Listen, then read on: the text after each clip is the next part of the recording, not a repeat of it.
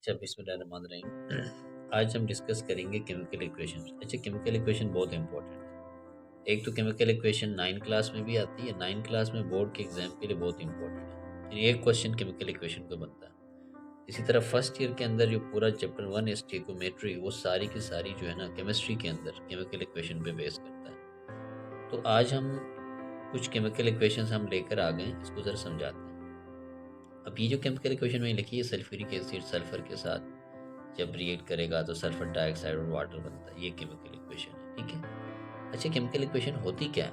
Chemical equation दरअसल में किसी भी केमिकल रिएक्शन को शॉर्ट हैंड मेथड में जाहिर करने का तरीका है। यानी किसी भी केमिकल रिएक्शन को, ये क्या है, the shorthand method, the shorthand method, hand method, hand method represent to represent a chemical reaction, chemical reaction, किसी भी केमिकल रिएक्शन को शॉर्ट हैंड मेथड में जाहिर करने का तरीका केमिकल इक्वेशन है। ठीक है। केमिकल इक्वेशन क्या होती है? इसमें किसी भी रिएक्शन को हम सिंबल्स और नंबर से जाहिर करते हैं। यहाँ देखें, आपको दो चीज़ नज़र आएंगे, एक तो सिंबल्स नज़र आएंगे, देखो हाइड्रोजन सल्फर, इस तरह से, फिर नीचे नंबर्स नज़र आएंगे 2 4 वट एवर जो भी है।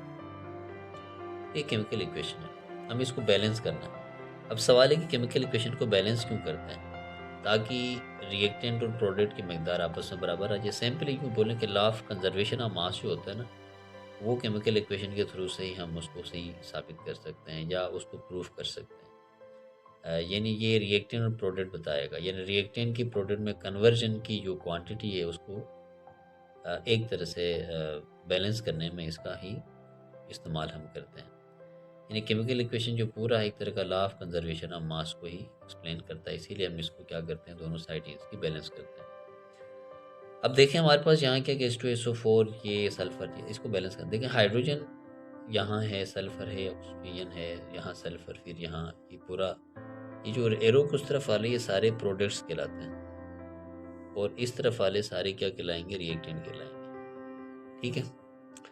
अब देखें ना हमारे पास रिएक्टेंट में क्या क्या, रिएक्टेंट में हमारे पास हाइड्रोजन है, हमारे पास सल्फर है, ऑक्सीजन है। ठीक है। इस तरह प्रोडक्ट में हमारे पास क्या है, सल्फर है, ऑक्सीजन है, हाइड्रोजन ले लें, सल्फर है, ऑक्सीजन है, ये तीन चीज़ें हमारे पास मौजूद हैं। अब यहाँ देखें, यहाँ रिएक्टेंट में सल्फर हाइड्रोजन एक हमारे पास है, यहाँ हाइड्रोजन दो हमारे पास है। ये हाइड्रोजन को मैं थोड़ा सा वो कर देता हूँ। सल्फर यहाँ कितने, दो हैं, यानी एक सल्फर एक सल्फर, टोटल कितने हो गए, दो सल्फर। यहाँ सल्फर एक ही है। ऑक्सीजन यहाँ पर कितने हमारे पास, चार हैं, या ऑक्सीजन कितने हैं, दो और एक तीन, यहाँ तीन ऑक्सीजन। अब देखना ये कि ओके, जहाँ सॉरी, यहाँ हाइड्रोजन दो हमारे पास, हाइड्रोजन दो है हमारे पास। यहाँ मैं थोड़ा सा सही कर देता हूँ, दो हाइड्रोजन। तो अब देखें ज़रा मसला क्या है कि यहाँ हाइड्रोजन दो हैं, यहाँ हाइड्रोजन दो है, तो हाइड्रोजन दो दोनों तरफ तकरीबन बराबर है।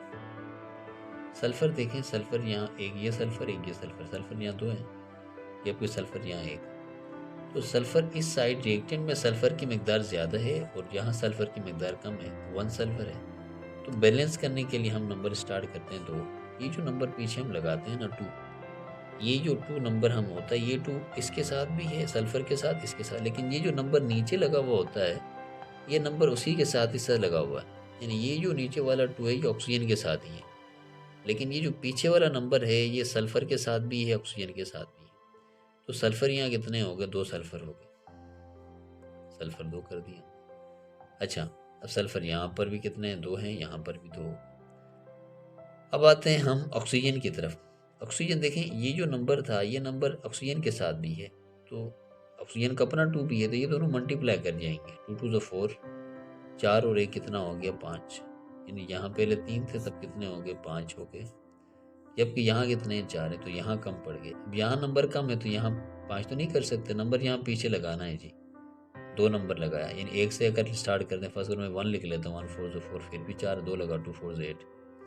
अब यहाँ ऑक्सीजन कितने हो गए, टू फोर ज़ एट, एट ऑक्सीजन हो गए। यहाँ ऑक्सीजन कितने हैं, देखें अभी तक ऑक्सीजन यहाँ हमारे पास टू टू ज़ फोर, फोर और वन, तो यहाँ टू लगा देते हैं। जब टू लगाया तो टू टू ज़ फोर, फोर, और ये वाला टू इसके साथ भी है, तो ये कितना हो गया फिर हमारे पास जो है ना ये 2 आ गया और ये 2 2 4 4 और 2 इतना हो गया 6 हो गया। ऑक्सीजन यहाँ 6 हो गया हमारे पास, जबकि ऑक्सीजन यहाँ 8 है, कम है। तो फिर हम क्या करेंगे जी, जहाँ पर अगर हम लगा लेते हैं 3 लगा लेते हैं। अब 3 जब लगाएंगे यहाँ पर तो ये जो 3 है इस 2 से मल्टीप्लाई होगा, 3 2 6, 6 में अब ये 2 प्लस करेंगे तो अब क्या हो जाएगा 8 हो जाएगा। ऑक्सीजन अब कितना हो गया इस तरफ 8 हो गया, जहाँ पर भी 2 4 8 ऑक्सीजन आ गया। अब देखें सल्फर यहाँ कितने, क्योंकि ये जो नंबर है इसके साथ भी 2 सल्फर प्लस करें ये वाला सल्फर, कितने हो गए 3 सल्फर और यहाँ पर भी 3 सल्फर। हाइड्रोजन कितने यहाँ पर 2 to the 4 और यहाँ पर भी कितने आगे 2 to the 4। इस तरह से ये इक्वेशन बैलेंस हो।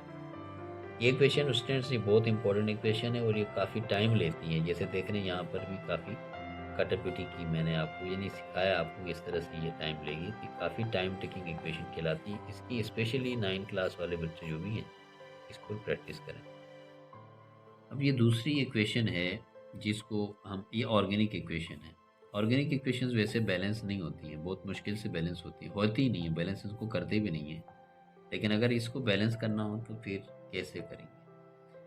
अब इसमें देखें कि यहाँ ये जो पूरा एरिया है ये पूरा रिएक्टेंट कहलाता है और ये पूरा प्रोडक्ट कहलाता है। ये एरो के उस तरफ वाले प्रोडक्ट्स हैं और ये रिएक्टेंट्स हैं। अगर इनको बैलेंस करें तो कैसे करें। अब देखिए सबसे पहली बात तो यहाँ देखिए ये रिएक्टेंट में हमारे पास क्या कार्बन है, अच्छा हमारे पास जो है ना हाइड्रोजन यहाँ मौजूद है, अच्छा फिर यहाँ ऑक्सीजन हमारे पास है। इसी तरह यहाँ देखें यहाँ पर भी कार्बन है, यहाँ पर भी क्या है हाइड्रोजन है प्रोडक्ट में, फिर यहाँ ऑक्सीजन है। अब एक्चुअल क्वांटिटी देखें यहाँ कुछ नहीं तो 1 है, तो कार्बन 1 आ गया, यहाँ पर भी कार्बन 1 है, हाइड्रोजन यहाँ कितना है 4, यहाँ हाइड्रोजन कितना है 2, यहाँ ऑक्सीजन कितना है 2 है और यहाँ ऑक्सीजन कितना 2 और 1 3, 2 + 1 टोटल 3 ऑक्सीजन आ गया। अब देख रहे हैं आप कि फ़िलहाल इस वक्त कार्बन बैलेंस है, हाइड्रोजन और ऑक्सीजन डिसबैलेंस है, यहाँ हाइड्रोजन ज़्यादा है, यहाँ ऑक्सीजन ज़्यादा है। तो इसमें क्या है कि वैसे तो केमिकल इक्वेशन के डिफरेंट रूल्स हैं। कुछ ऐसे रूल्स हैं जिसमें हाइड्रोजन को आखिर में बैलेंस करते हैं या शुरू में बैलेंस करते हैं। लेकिन अगर इस तरह की कंडीशन में हम क्या करेंगे, हाइड्रोजन को सबसे पहले बैलेंस करेंगे। उसकी वजह क्योंकि यहाँ कोई मेटल नहीं है। अच्छा इनऑर्गेनिक कंपाउंड्स अगर हों तो उसके अंदर हम सबसे पहले मेटल को हल करते हैं, लेकिन जब ऑर्गेनिक हो तो उसके अंदर सबसे पहले हाइड्रोजन।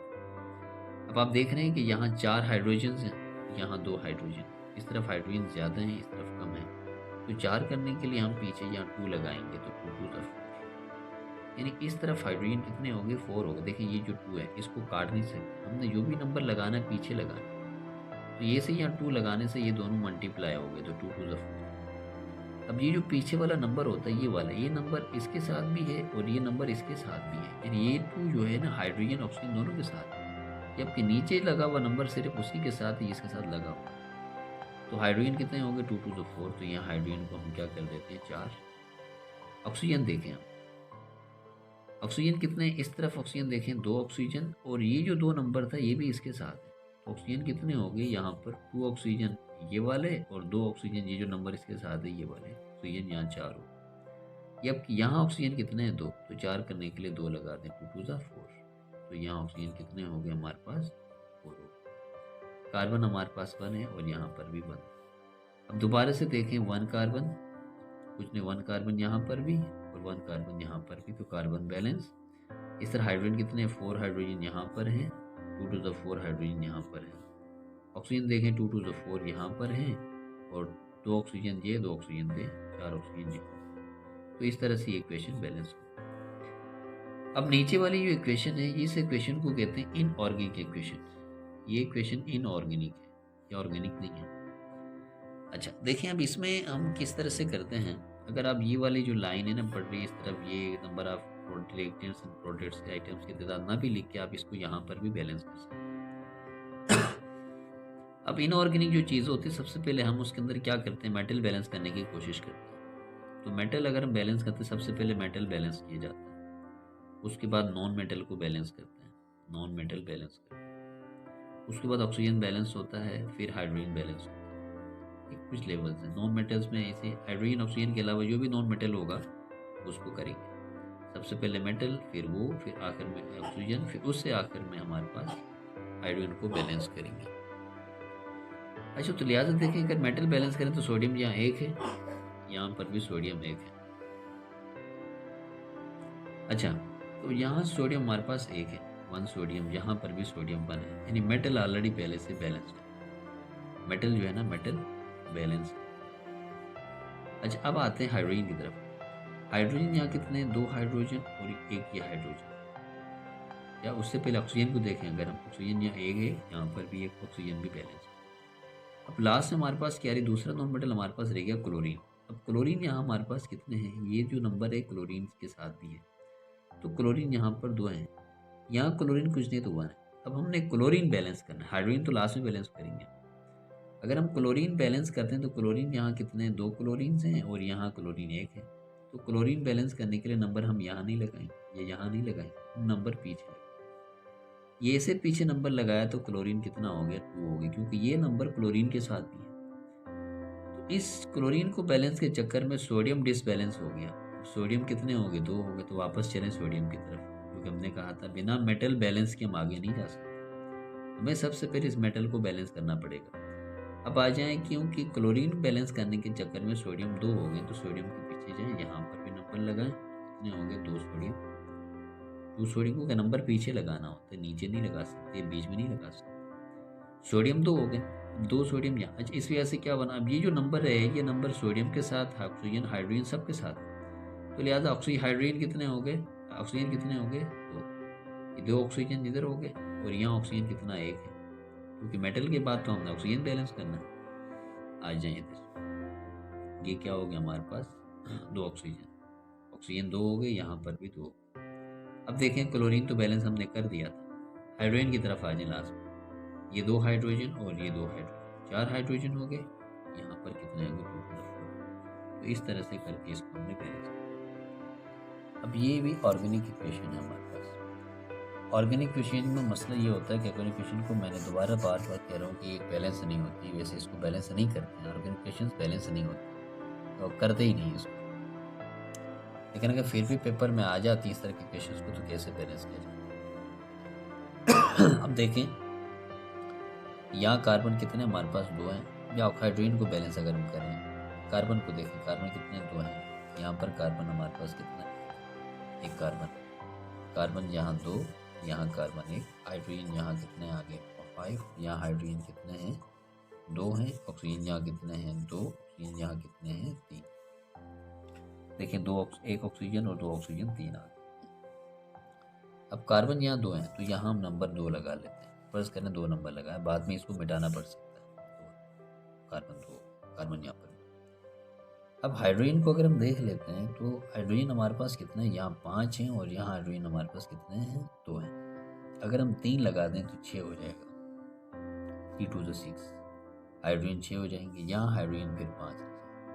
इस तरफ कम है, जिस तरफ कम होता है नंबर वहाँ। अगर हम यहाँ 2 लगाएं तो हाइड्रोजन कितना हो जाएगा?